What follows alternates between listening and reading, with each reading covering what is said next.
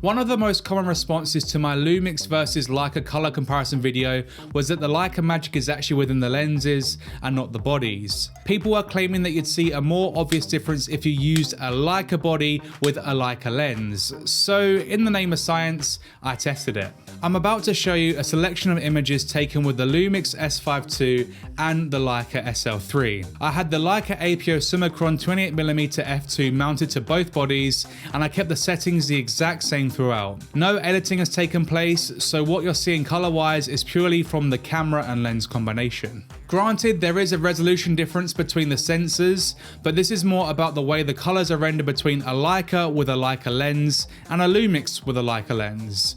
So can you tell the difference?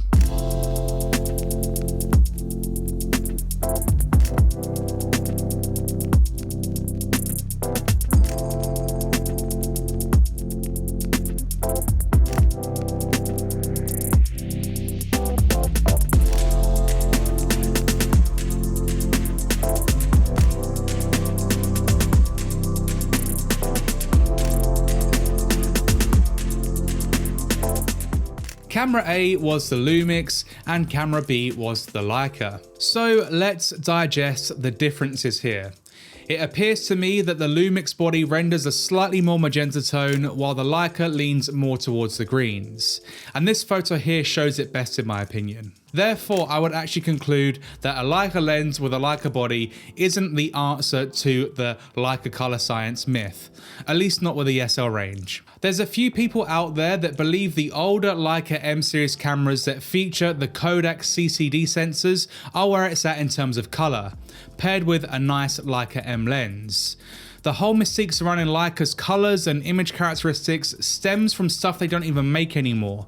And although there's probably some truth to that, I can't possibly comment until I've tested it for myself. The one thing I can't wrap my head around though is why Leica L-mount lenses are so expensive, and that's really what I want to find out in this video.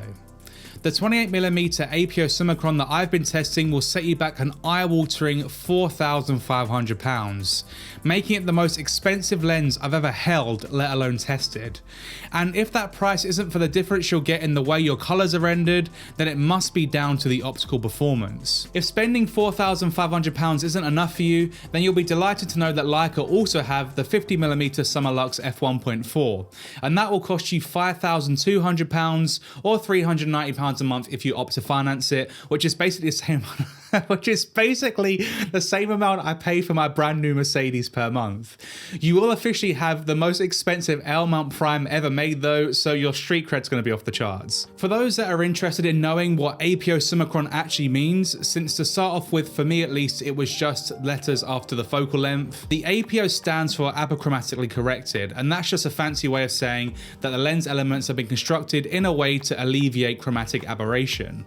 What's chromatic aberration? That's just a weird color fringing effect you sometimes get on cheaper lenses, especially around the more detailed areas of an image. So in short, APO just means no weird color fringing. Summicron, on the other hand, doesn't have any scientific relevance to it, and it's just a naming structure that Leica have used historically for their f2 prime lenses. The next thing I wanted to find out is how much sharper a Leica lens is compared to a regular Lumix prime. So the two that I've compared are the Lumix 35mm f1.8 and the Leica 28mm f2. I do wish that they had given me the 35mm APO Summicron, but they could only give me the 28mm for testing. So unfortunately it's not a like for like in terms of focal length, but I'm working with what I can. So what I did for this test is I took a photo of this focus chart with both lenses at 4 different apertures. So we did f2, f2.8, f4 and f5.6, and that was for both the Lumix and the Leica.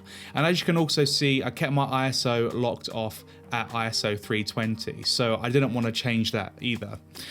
So what we're going to do is we're going to figure out really how much of a difference there is in overall sharpness between a lens that costs £4,500 to a lens that costs £579, so less £79, basically £4,000 more expensive.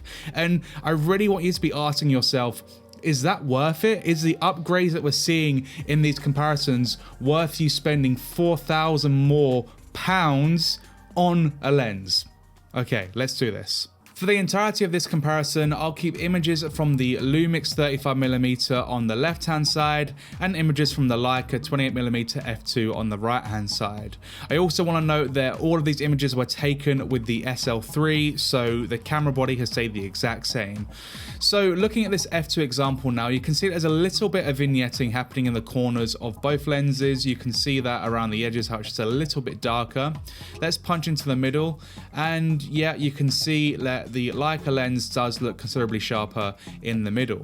So the next test I want to do is this fine text on the side, and you can see some wobbliness going in on the 35mm at f2, while the Leica Summicron looks actually pretty incredible on the sides. And then if we go to this top corner as well, you can see how much more defined the lines are on the Leica lens. So at f2, the Leica wins, of course. So now looking at the f2.8 examples, again, let's go to the center to start off with.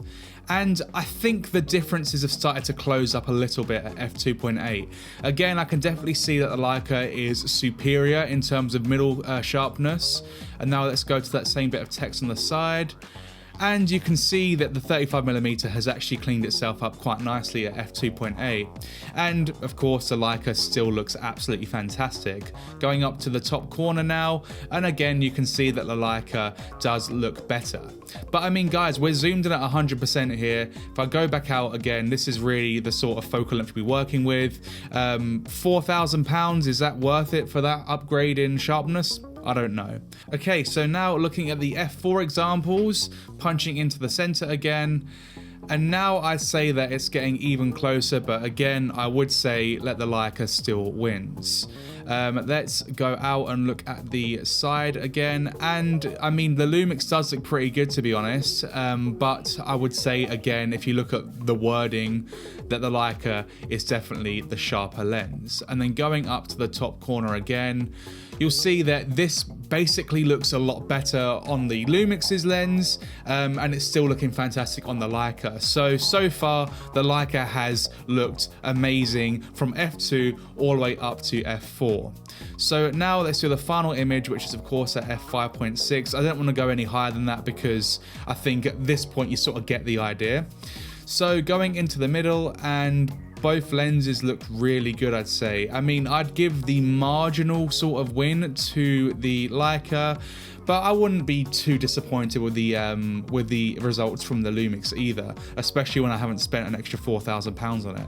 Now let's go to the text again, and yeah, the Leica does look better, but the difference here, in my opinion, is minute. It's not something that you're going to notice unless you're seriously pixel peeping. And then let's go to the top corner.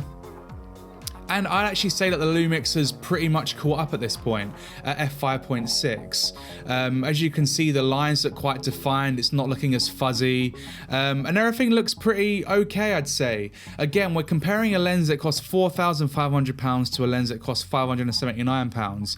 Completely different ballpark in terms of price point. So, I mean, it's up to you guys what you take of this test. You know that whole concept of diminishing returns? I definitely feel like this is a good example of that. Granted, the Leica will give you better image quality. It's a superior lens for sharpness, and I cannot take that away from it.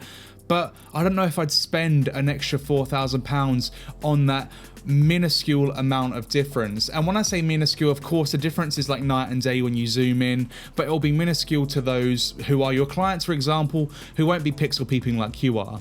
I mean, realistically, all a client cares about is a blurry background and things being in focus. So that extra sort of step up in sharpness, it's not really going to change their mind in terms of how much they pay you.